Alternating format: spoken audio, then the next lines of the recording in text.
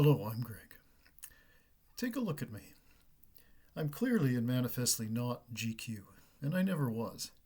I have had a fashion editor come up and say, who was happened to be in one of my classes long ago, you have a beautiful head. And of course, I thought he was referring to, my intellect or whatever you want to call it. But no, he actually literally meant my head, as in my skull, my cranium. And I said, well, I'll be sure to send it to you when it becomes available, or something obvious like that. And then he said, and I was flattered, I suppose, because one likes to be petted in that way. And then he said, you should really get a nose job because then I could probably find a shoot for you. Right now, you look like a Jew. And then it was like, uh, and then what do you say to something like that, right? So I sort of just let it go. I said, okay, fine. Whatever. I have a Germanic background. So does my wife. That's fine. I have many Neanderthal traits. Obviously, the mandibular prognathus, as it's called, supraorbital crest, the occipital bun, the usual stuff, right? So it's clear that I've got a Northern European skull, however impressive it may be on the outside. I would like to think that it's more impressive on the inside. And this is really what I wanted to talk briefly about today, the difference between looksmaxing and thinksmaxing. Okay, I'm going to sort of introduce that. Maybe somebody's thought of it before, but thinksmaxing or thinkmaxing, that's what we're all about here on this channel, obviously, and we're trying to push that idea. But at the same time, there's a sense that fashionable efforts at making somebody look better, making yourself look better as an effort of self-improvement, there is this very sociological or social psychological basis that people who are considered to be good looking, attractive, and especially beautiful do get treated better in social interactions. Okay, people who are taller are treated better. There was an old study of American CEOs from the 50s through the 90s. Okay, so 40 years of American CEOs. Almost all of them were white males, obviously. And the average height was something like 6'3" or 6'4", right? Which is a good 3 or 4 inches above the usual standard for American males. American males are tall in any case, right? Because of all that milk and meat. So we have this sense that if you have a dominating presence, or you have you sort of fill the room up, and people are attracted to you, you have a bit of a magnetic sense about you, even before you open your mouth. There's a sense that you might go far, and you've got a better chance than somebody who just kind of looks like a real doorknob. Okay, so whoever that may be, and of course these definitions change over time. And that's another thing that I wanted to mention today ethnographically. If we look at something like looksmaxing, this is something that is ancient, right? It may not be primordial because in social contract societies, there was no attempt to outwardly kind of distinguish somebody from somebody else, right? That you might get a tattoo or some kind of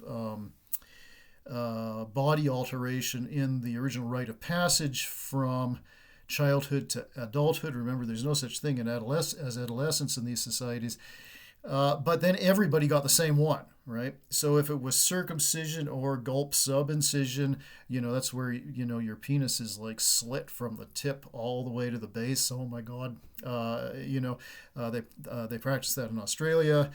The function of this, right, was that, okay, we've got to keep our population loads low. And so, if you're having sex and most of your semen just sort of spurts out the base of your cock instead of going into your partner, you've got some built-in kind of, built-in condom there. If you will. So, however grotesque that might seem to us today, there is a function to that. Otherwise, people are just going to die off. And the tattoo function is that, oh, you're a member of my group, you're not a member of that group over there. Who hates our guts, right? So all of that early stuff can't be seen as aesthetic. But as soon as we get social hierarchy, as soon as there's a surplus, right? We're looking at the famous analysis by Pierre Clastres here, the political anthropologist. Still seems to me, at least in my opinion, to be the best explanation of how social stratigraphy even arose in the first place, right? Because originally there was none, right?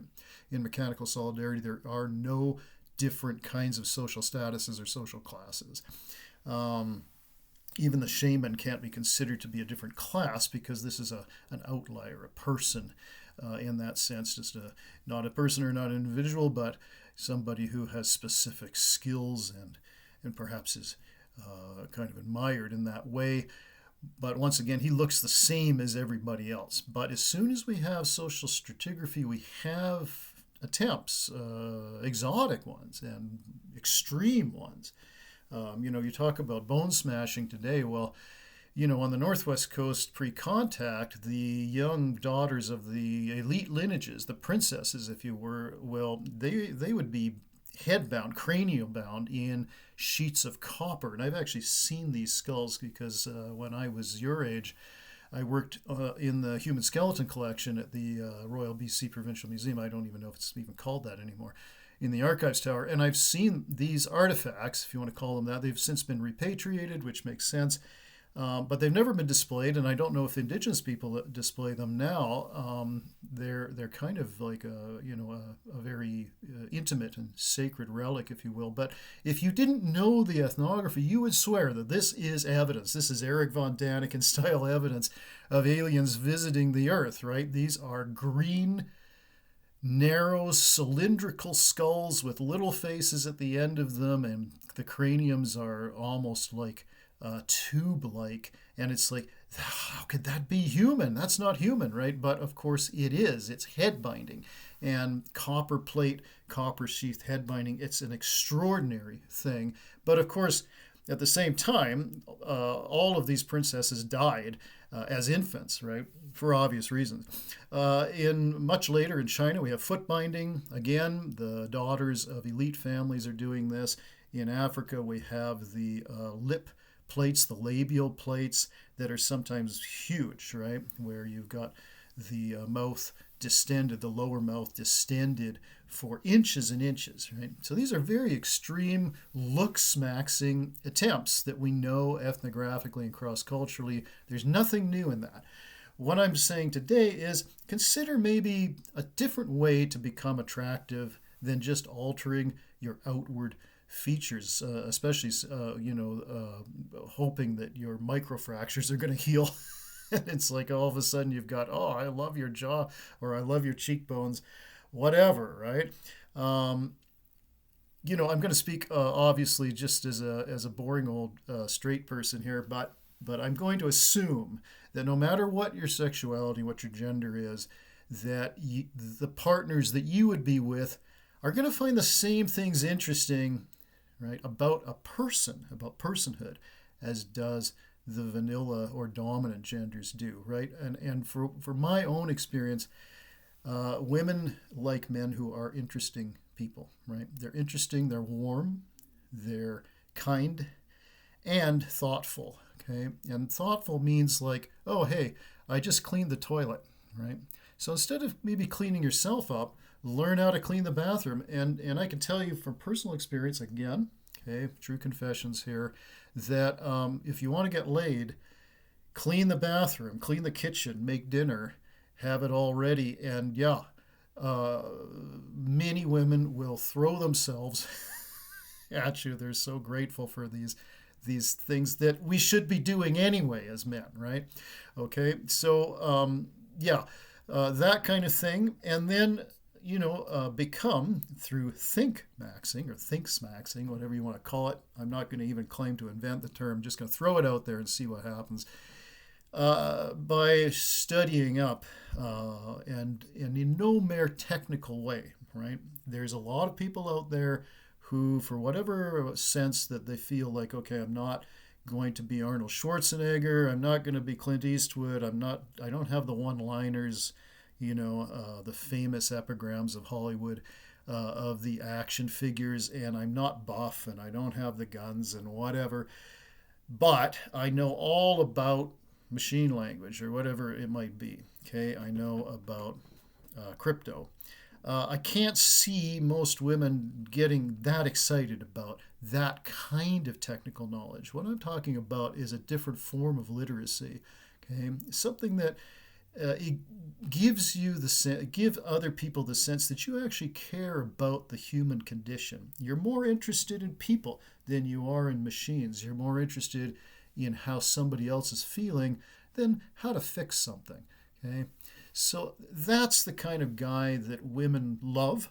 Okay, in fact, I would almost want to argue that you're going to find young women adoring you if you do these things. Okay, hey, it's all free on this channel, and it will continue to be. So think about those kinds of things, and for now, maybe measure your skull or something, or whatever, or your nose. And at the same time, yeah, we'll see you again. We're going to move on, in fact, to music very soon in terms of our hermeneutic journey. So a little bit of plug for that here. And in the meantime, take care.